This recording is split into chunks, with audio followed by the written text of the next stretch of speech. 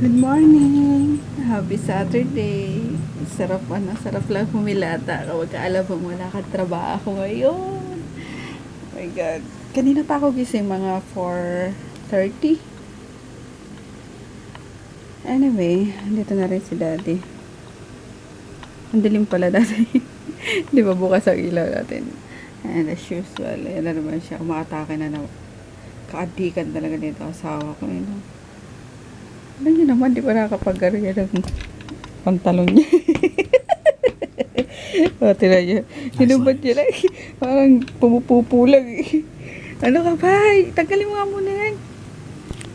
Gano ka? Di mo na magtanggal ng ano niya, salawal niya. Ay, pantalon niya. Ay, good morning! Happy Saturday! Buksan mo yung ano, IC. Init na eh. Pinatay ko yung AC kagabi, mga bago matulog. Eh, nangiinis ka na naman. Dapat init na ng katawan mo. Siyempre, buhay pa ako eh. Masaya na naman si Marie. Bumalik na ang sigla niya. Halika na. Ito kaming talipapa. Pamili kaming pang-ulam. Ay. Oh! Let's go, Marie.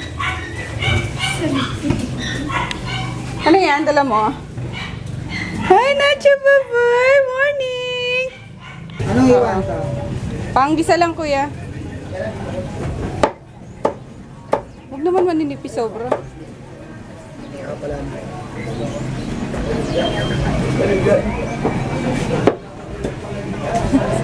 Huwag mo. Oo nga. Manipis na to masyado, kuya. Pakapalam lang. Tama. Yan, ganyan lang. Tara na. Salubong agad eh. Tipi. Dali. Hi, Natsu. Ay, Jet. Ay, Jet. Morning. Kiss. Ari. Oh, no. Alat yun, ah. Oh. Pitong paw. Ayan, be. May ano dyan. May baboy, tsaka ay, ningal na naman ako. Sunog na yung kanin natin, be. Maano na, mangtad na. Baboy tsaka atay. Ay, Jesus. Papansin talaga to si Tipi, no? Pag kinatsi yung camera, tinan mo. Sige! Kiss! Ayaw. Ha? Kain kayo. Dito si Pepe. GY din siya. Ayan. Zombie na rin. Mga zombie. Si Marimar na malungkot pa rin. Ganyan talaga, Marimar. Huwag mo masyadong damdamin, Mari. May ano ka pa? Wala na po. Wala na? Ay, pahinga mo lang yan. Baka maligo ka na naman agad. Siligo ka kasi. Alam mo, nakakaano din yung sobrang linis sa katawan. Dapat immune tayo sa germs, you know? Para di tayo, sakitin. Ikaw, mayat-maya si ligo eh. Pagpawisan ng ligo. O, yan, ngayon. Yan. Ayan, nagluto si Inday ng egg, tocino, yummerso, tapos jampong. Kain. Habang nanonood ng Pangako Sa'yo. Sarap. Pero magluluto kami ng pansit. Ayan. Pansit. Request naman ng mag-ama ko. Pansit canton daw. Parang sa Chowking Pisado. Yun, kain. Tapos, galing na pala kami ni Marisa sa talipapa. Ayun, bumili na rin ako ng pang-igado. Yan. Mga sangkap sa igado. Ay, ito grabe. Dolyar pa rin eh. Kundi lang ito masustansya eh. Hindi ko lalagyan nito eh. Siling makopa. Tapos, yung atay. Hugasan ko ng... Ay, hindi yan, be. Ay, hindi pa ito. May panggisa tayo, be. Ito yata. Yun. Sabi, sa igado yan. Haluan natin ng... Ayan. Ayan. Tapos, kuha tayong konting dito. Atay. Pero patos-tatos-tayin mo muna yung lalo yung mga taba. Kuha ka nila ng konting atay dito. Ayan. pang igad na namin. Hindi, bumili ako ng shrimp. Ganda eh. Paborito ni Koloko ito. Isigang namin mamaya. Mga hapunan na lang. Kami. Ayan, luto na yung aming ginisang or gisadong pancit canton. Tawagin ko na yung aking mag-ama. Gising na rin si Mark the Bark. Si Madam Claudia. Kasi araw na naman. Kaya na. Sabay-sabay si kuya mo, Darcy. Mga tulog pa? Mga... Si Kuya Jeff po lumabas. May pasok ata yun eh. Pag Sabado na. Aray ko, sakit ng puso ko. Grabe, kaloka. First day. First day. Hindi na nawawala ng sakit ng mga babae. Sakit mga anak, sakit pag unang araw ng kabuhanan ng buwan. Ay, lahat na lang. Sinasalo ng babae. First pa kayo. Yes! Kabantay na si Tipi, oh. Ready na si Tipi Boy. Ito ang kanilang breakfast, lunch. Ayan na. Pagka-share nyo na yan. Tag-isa-isa silang hiwa ng breast. Ko lang pinakuluan lang, tsaka konting toyo. Yan. Para medyo may nginangata-ngata naman sila. Sarap-sarap naman yung gluten. Talap-talap naman yan. Dila. Wow. Wow. Baba na. Antayin natin si Mariam. Kainan niya. Wow. Bro, tayo na sa'yo. Ay, dami pop ni Puchi. Ay! Sarap. Sarap. Kako niya, no? Kako niya, no?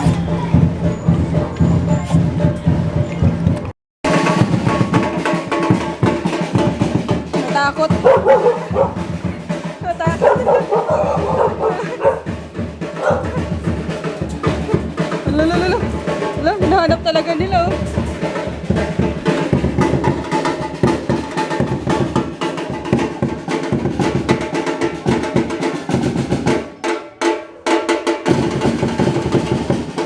Kainis! Sinatake na naman ako ng dysmenorrhea ko. Ano gusto mo, Maria? Hindi ko pa mahanap yung gamot ko. Kainis. Hindi mo mahanap yung gamit ko saan? Sasakit nga. Ito ayoko eh. Pag first day. Talaga yan. Every month. Yan ang problema ko. Dysmenorrhea. Sabi yung sakit. Di mo alam kung saan ang gagaling eh. Parang hinihiwaan sa loob eh. Ayun. Tulungan ko sana sila doon sa taas maglinis eh. Kaso panay naman ang ko. Pahinga ko muna to. Maghapon lang naman to eh. Ihiga ko lang. Tapos mamaya wala na to. Ayun, I'm okay na guys. Grabe lang talaga. Yan ang problema ko talaga. Yung dysmenorrhea ko. Nakatulog ako ng 1 hour ata. Tapos uminom ako ng Dolphinal eh. Kasi talagang iniiyakan ko na kanina. Ayun. And dapat pahinga ko talaga ngayon. Kaso mukhang malabo at madaming gusto mag-resell. So kailangan kong mag-entertain ng ng mga inquiries. And dapat may kanina eh, may bisita ako ng 10 AM nga. Kaso pina-reschedule ko at grabe nga sakit nung nung puson ko kanina. Di ko naman sila ma-entertain din ng maayos. So, mamaya daw mga 3 to 4 PM ata sila punta. So, yun. Magsagot muna ako ng konti kasi okay na naman ako. Although, nandun pa rin yung pressure sa puson pero carry na. Yun, oras na para magluto ng agahan. Tanghalian. Ang tagalino. Loading pa eh. Yun, yung binili ko nga kaninang pang-igado. Yun, for lunch namin. Na-prepare na ni Emma yung mga ingredients. Dapat siya magluluto kaso pinutusan ko sa BDO. Pina-check ko kung bukas. At kailangan mag-deposit. Ayun. Check ko lang to guys. Simple lang naman ang igad to, di ba? Parang minudo lang din or mechado. Simula lang naman yan sa pag sa pag gigisa. And yun lang din yung ingredients niya. Potato, bell pepper, tapos bagyo beans. Tapos ito yung sa minudo. Ayan o, yung atay na inano ko binabad ko. Sama ko na lang din. Although mali yung ano niya. yung pagkakahiwa sa kanya. Pero pwede na yan. And sa ano naman, ano kayang ilagay ko dyan? Caldereta sauce na lang. Yun ha, ilagay ko ang tomato sauce. Maiba naman. Yun. And unahin natin syempre ang bawang. Yun. Sensya na. Wala akong tripod. Yun lang.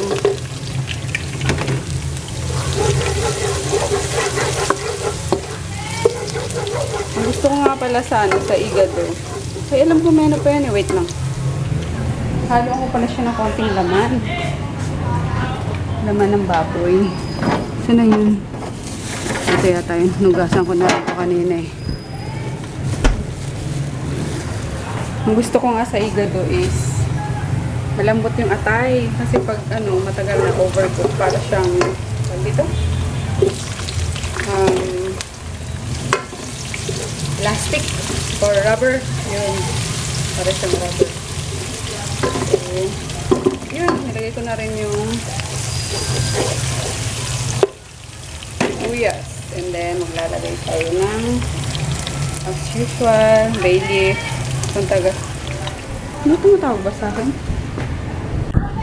Ay, wala ko sa akin eh. Pantanggal ng lansa.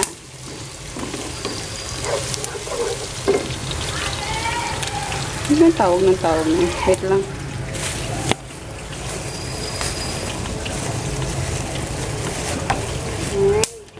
Ano yun? Ay! Sunog. Ilapat ko dun sa Kaya pala tumatalsik eh.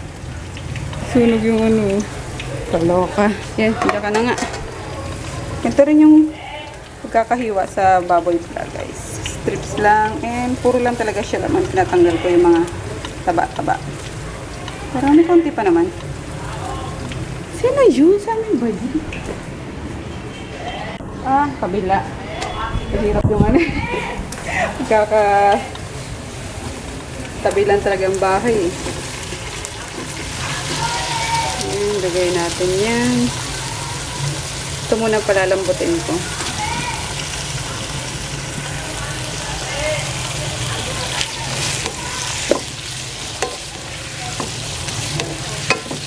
Ayan. Palambutin lang natin yan. Kanina pa yung tumatawag dyan, wala atang tao. Kaloka, di man lang yung marinig. Posible yan. Ayun, and si Kolokoy nga pala, napagalitan ko na naman. Hindi naman, napagalitan ko. Kasi grabe, uma-acting ngayon na. Ay nako, ayoko pa naman ng ganun. Paano? Request nila, di ba, pansit canton. Eh, yung nasa isip niya, instant. Eh, si Froggy nga, gusto yung ganun pansit canton, yung niluluto talaga na Chinese style na, yung para sa Chowking. So, yun ang pinaluto ko. So, kala ko yun din ang gusto ng Kolokoy. Aba, nung tinawag ko, nakakain na. Dinadabugan ako na ang boses pa naman. Bakit yan? Yung ganun, ay nairita talaga ako. Yun. Pero hindi ko tinotolerate yung ganung ugali na kala mo, senyorito na eh. Kaya yun, ko. Pagalitan ko habang kumakain siya ng kanina, ng lunch, ng breakfast, tapos ito pa,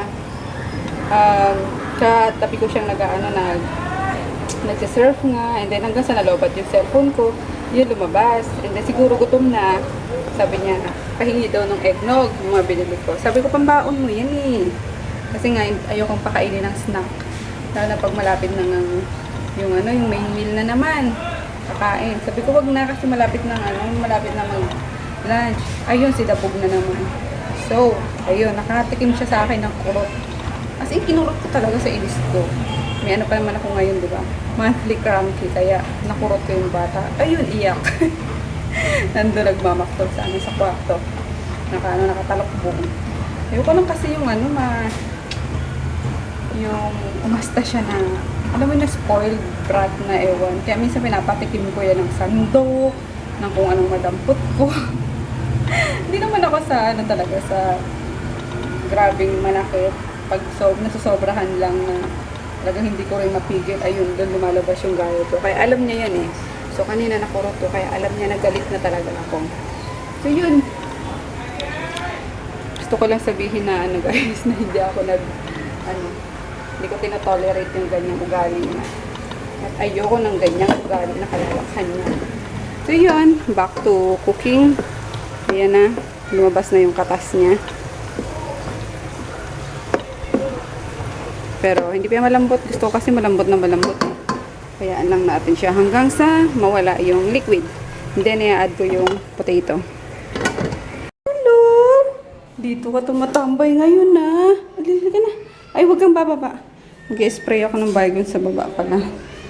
Pinapalambot ko yung luto ko. Huwag ka na bumaba. Bibidali na. Mag-spray tayo. Ano, bukas, be? Bibigyan ko sa luwas na wala. Diyan sa luwas. Bukas. Na-deposit mo. Thank you. Ayan. Si Marimar. Nangungulangot pa si Huli ka. Ngulangot ka pa. Sunrocks, Marie. Okay na? Na-sunrocks mo na?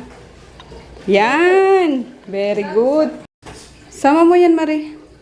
Dalit, mag-spray ako ng baygon. Akit na, bibi. Dami kasi lamok ngayon. Natakot ako at uso na naman pati yung ano, yung tawag dito.